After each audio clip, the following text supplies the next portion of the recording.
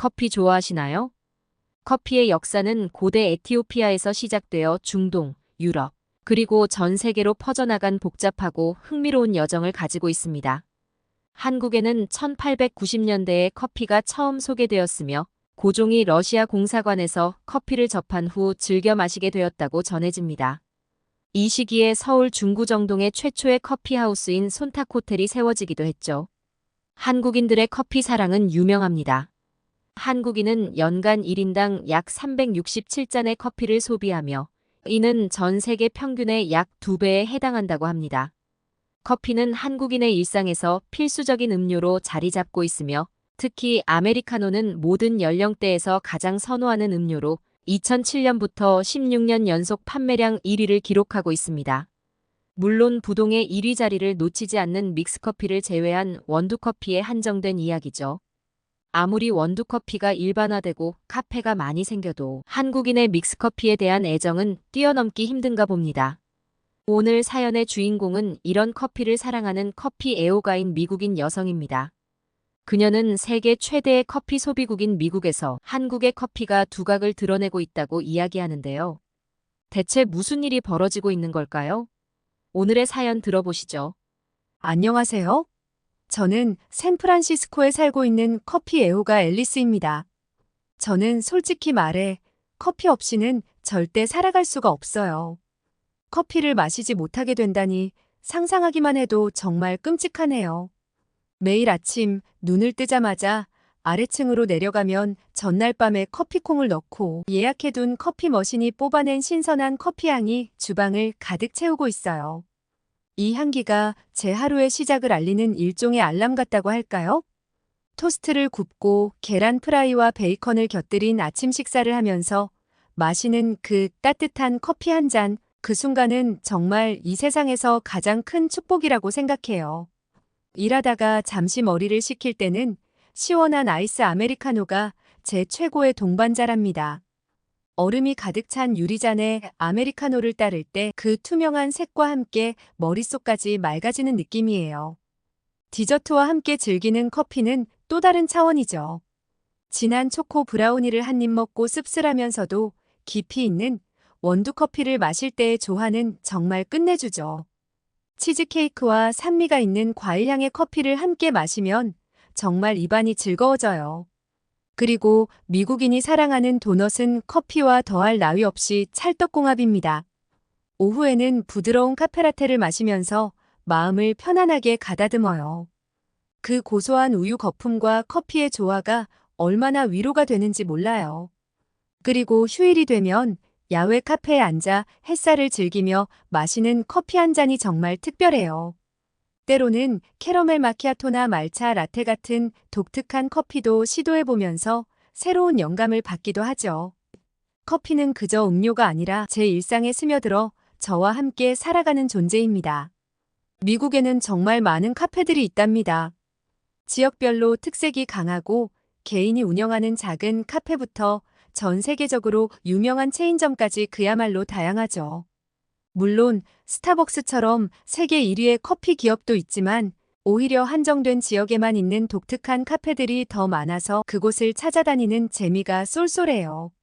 예를 들면 포틀랜드에서 처음 시작된 스텀프타운은 미국 3대 스페셜티 커피 중 하나로 꼽힐 만큼 유명해요. 인텔리젠시아 커피도 마찬가지로 인디 커피계의 전설이고 필즈 커피는 페이스북 CEO인 마크 저커버그가 단골 손님으로 알려지면서 샌프란시스코 지역에서 큰 인기를 끌고 있어요. 이들 카페는 단순히 커피 맛뿐만 아니라 매장 자체의 개성 넘치는 분위기 덕분에 많은 사람들의 사랑을 받고 있죠. 미국의 커피가 처음 전파된 건 1625년경 네덜란드인들에 의해서였다고 해요. 이전까지는 미국에서 영국의 영향으로 홍차가 고급품으로 여겨지며 인기를 얻고 있었습니다. 그런데 미국 커피 역사에서 가장 중요한 전환점이라 할 수 있는 1773년의 보스턴 차 사건이 벌어졌죠. 이 사건 이후로 미국인들은 영국의 차를 거부하고 대신 커피를 마시기 시작했어요. 그때부터 커피를 마시는 건 단순한 음료 소비를 넘어 독립에 대한 열망을 상징하는 일종의 의식적인 행동이 되었답니다. 이런 역사를 통해 미국은 점차 세계 최대의 커피 소비국으로 발전하게 되었죠.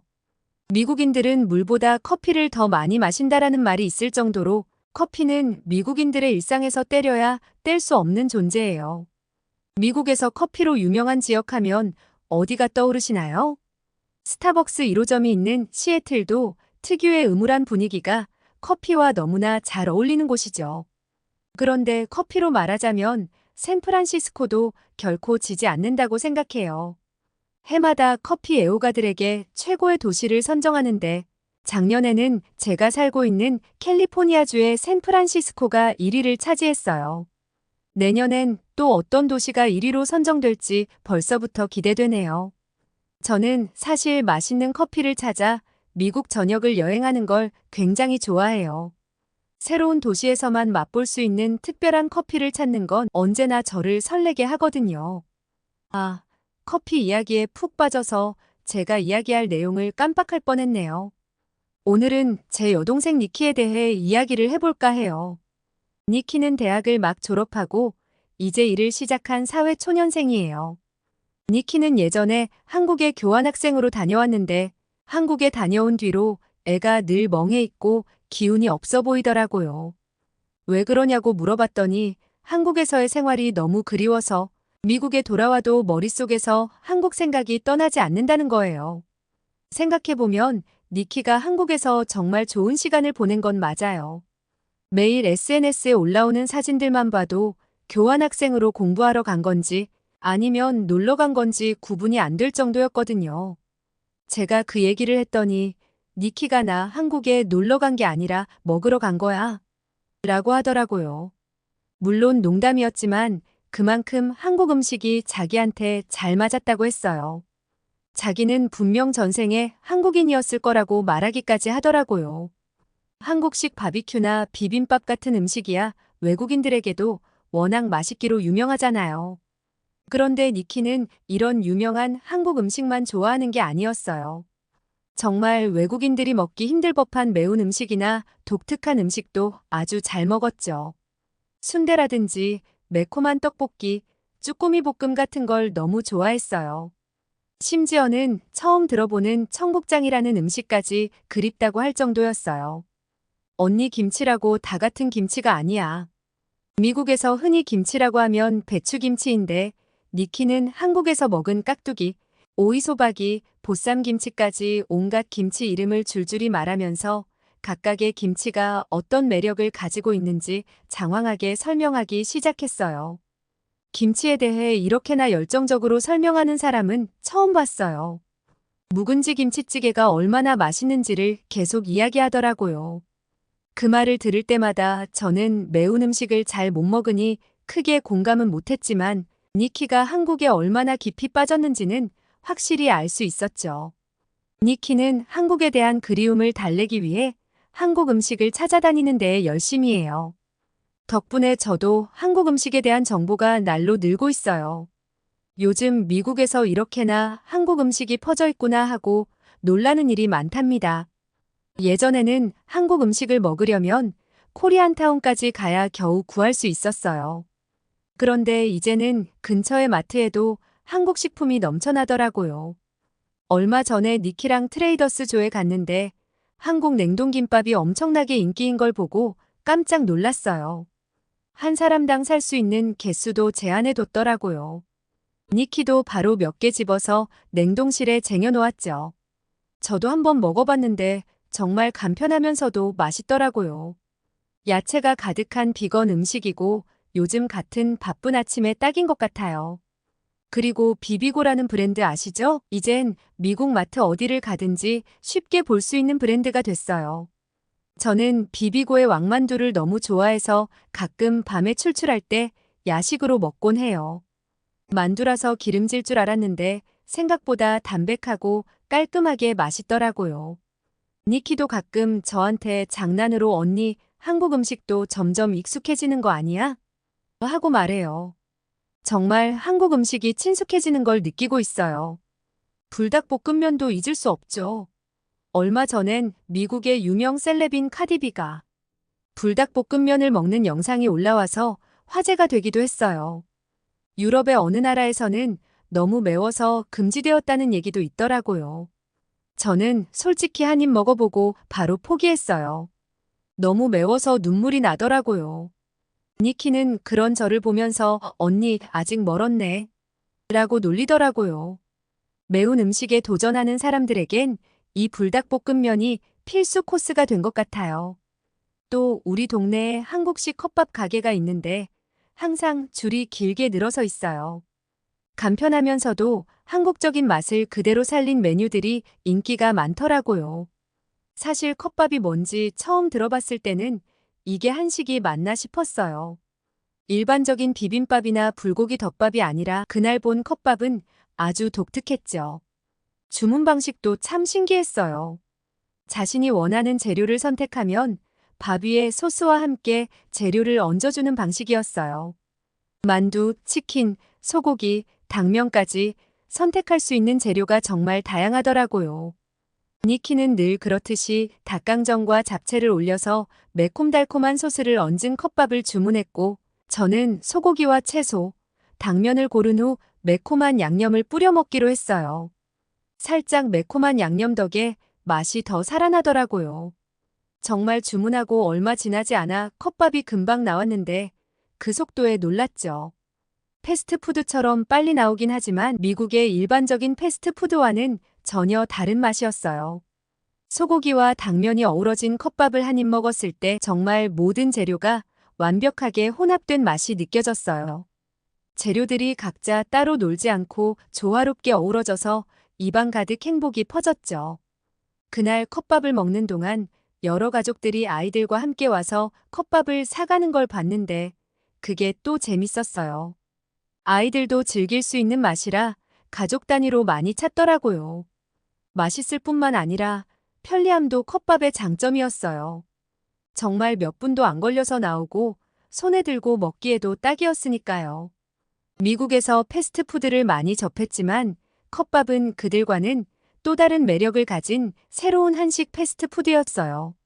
한국 음식 마니아인 니키는 겨우 이 정도 가지고는 아직 만족이 되질 않는다고 하네요.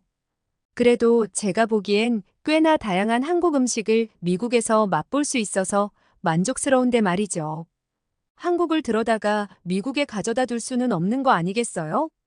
니키 덕분에 저도 요즘 한국 음식에 푹 빠져서 틈틈이 새로운 한국 요리를 찾아다니는 재미에 빠져 있어요. 니키와 함께 처음으로 LA 코리안타운에 갔을 때의 기억이 아직도 생생해요.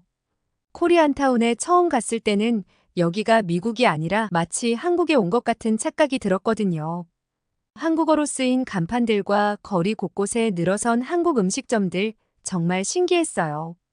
한국 생각이 간절해서 우울해하던 니키도 그곳에서 눈이 반짝반짝 빛나면서 활기를 되찾더라고요. 우리가 찾은 첫 번째 가게는 북창동 순두부라는 곳이었어요. 니키가 워낙 순두부찌개를 좋아해서 함께 먹어봤는데 저는 매운 음식을 잘 못 먹는 편이라 치즈 토핑을 추가해서 먹었어요. 치즈 덕분인지 밥과 함께 먹으니 정말 맛있었고 순두부가 이렇게 부드럽고 고소할 줄은 몰랐어요. 해산물이 들어가서 국물도 깊고 시원한 맛이 나더라고요.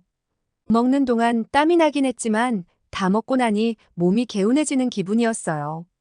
그날 또 한 군데 들른 곳은 한국식 빙수 가게였어요. 한국식 빙수는 우유 얼음을 곱게 갈아서 각종 과일이나 파, 떡 같은 토핑을 얹어 먹는 디저트인데 뜨거운 순두부를 먹고 난 후라 그런지 더 시원하게 느껴졌어요. 줄이 길어서 꽤 기다렸지만 달콤하고 차가운 빙수가 정말 기대를 저버리지 않았답니다. 그러던 어느 날의 일이에요. 니키가 흥분된 목소리로 언니 로스앤젤레스에 가야 해 라고 말해서 깜짝 놀랐어요. 이번엔 또 무슨 한국 음식점이 생긴 건가 했더니 알고 보니 한국식 커피 가게가 새로 생겼다고 했죠. 커피 애호가인 저는 커피라는 말에 바로 눈이 번쩍 뜨였어요. 할리우드 스타들까지 찾을 정도로 인기가 많다길래 궁금한 마음에 함께 가봤어요. 그 커피 가게에 도착했을 때는 정말 긴 줄이 있었고 가게 안은 다양한 음료와 디저트로 가득했어요. 허니, 시나몬 라테, 딸기 라테, 달고나 라테 같은 독특한 음료들이 있더라고요. 메뉴판을 보니 음료만 해도 20종류가 넘었고 크로플이나 약과 곶감 같은 한국식 디저트도 있었어요. 저는 카페의 분위기를 굉장히 중요하게 생각해요. 카페는 단순히 커피를 마시는 공간이 아니라 경험을 제공하는 장소라고 생각하기 때문인데요. 그 경험을 완성시키는 요소들이 바로 따뜻한 조명, 편안한 음악, 독특하면서도 편안한 의자와 테이블, 세련된 인테리어, 그리고 친절한 바리스타죠. 여기에 커피 향이 가득한 공간이 주는 감각적인 분위기가 더해지면 그곳은 단순한 카페가 아닌 특별한 장소가 되는 거예요. 원래 이런 특별한 경험을 제공하는 선두주자가 스타벅스였죠. 하지만 요즘 스타벅스 같은 대형 체인점들은 테이크아웃 주문이 늘면서 회전율을 높이기 위해 좌석을 줄이거나 불편한 가구로 교체하기도 하고 테이블 간격도 좁아서 개인적인 공간이 부족해졌어요. 바리스타들도 너무 바빠서 고객과 소통할 여유가 없어 보였고요. 한국식 카페는 그런 점에서 정말 마음에 들었어요. 세련된 인테리어와 친절한 바리스타, 그리고 커피를 대접받는 듯한 고급스러운 분위기가 멋졌습니다. 몇몇 카페는 자리까지 음료를 가져다 주는 방식이라 마치 고급 레스토랑에 온 듯한 느낌이었어요. 한국 카페들은 미국의 원목과 은은한 조명을 주로 사용하는 카페들과는 달리 대리석, 타일, 철판, 시멘트, 유리 등으로 꾸며져 있는데 이 도회적인 분위기가 매우 독특해요. 특히 이 트렌디한 공간은 SNS에 자랑하고 싶은 젊은 세대들에게 큰 인기를 끌고 있죠. 커피는 다양한 원두 추출 방식으로 취향에 맞게 만들어주는 전문적인 방식이었는데 바리스타와 소통하면서 그들의 실력에 깜짝 놀랐어요. 알고 보니 그 바리스타가 커피 챔피언십 우승자였다는 사실에 더 감탄하게 되었죠. 최근 몇 년간 바리스타 대회에서도 한국인들이 두각을 나타내며 뛰어난 실력을 보여주고 있는데 그들의 커피는 맛에서부터 그 실력을 그대로 느낄 수 있어요. 깊고 풍부한 맛, 그리고 한 모금 한 모금에 담긴 정성. 한국 카페에서 마시는 커피는 그저 커피가 아닌 경험이자 예술작품 같은 느낌이에요. 그날 니키는 말차 라테를 주문했는데 한 모금 마셔보니 미국에서 흔히 마시던 밍밍한 말차 라테와는 다르게 진하고 고소한 맛에 놀랐어요. 우리는 LA에서 몇몇 한국식 카페를 더 다녀봤는데 가는 곳마다 전부 만족스러웠어요. 한국식 디저트와 커피의 조합도 새롭고 매력적이었고요. 특히 크로플은 크로아상을 바삭하게 구워서 와플처럼 만든 디저트인데 그 바삭바삭한 식감이 정말 독특하고 재미있었어요. 샌프란시스코로 돌아온 후에도 계속해서 LA의 한국 카페에서 마셨던 커피와 디저트가 머릿속을 떠나지 않더라고요. 마치 니키가 한국 음식을 그리워하던 모습과 저도 비슷한 상황에 처해버린 거죠. 그런 생각을 하니 웃음이 났어요. 내가 한국 커피를 그리워하게 될 줄이야. 하지만 다행히 LA는 멀지 않으니까 마음만 먹으면 언제든 다시 갈 수 있잖아요. 그래도 한국식 카페가 미국 전역에 퍼져서 샌프란시스코에서도 쉽게 찾아갈 수 있는 날이 빨리 왔으면 좋겠다는 생각이 들어요. K푸드처럼 한국 카페들도 널리 퍼지기를 기대하며 말이죠. 사실 한국식 카페들이 LA 한인타운에만 벌써 약 65개나 된다는 소식을 들었을 때는 정말 놀랐어요. 한인 바리스타들이 실력도 뛰어나고 커피 맛이 좋다는 입소문을 타고 커피 애호가들이 몰려든다고 하더라고요. 거기에다가 한국 카페 특유의 트렌디한 분위기가 한류에 빠진 젊은 층에게도 매력적으로 다가온 것 같아요. LA 한인타운은 이제 커피 애호가들의 메카가 되어가고 있죠. 그런 소식을 들으니 더 자주 찾아가고 싶어지네요. 언제쯤 샌프란시스코에서도 그런 한국 카페를 쉽게 찾을 수 있을지 기대가 됩니다. 저의 이야기는 여기까지입니다. 오늘의 사연 어떠셨나요? 매일매일을 감동적인 이야기로 채우고 싶은 감동 다이어리였습니다. 사연이 마음에 드셨다면 구독과 좋아요를 눌러주세요. 여러분의 구독과 좋아요는 계속해서 좋은 사연을 소개할 수 있는 큰 힘이 됩니다. 시청해주셔서 감사합니다.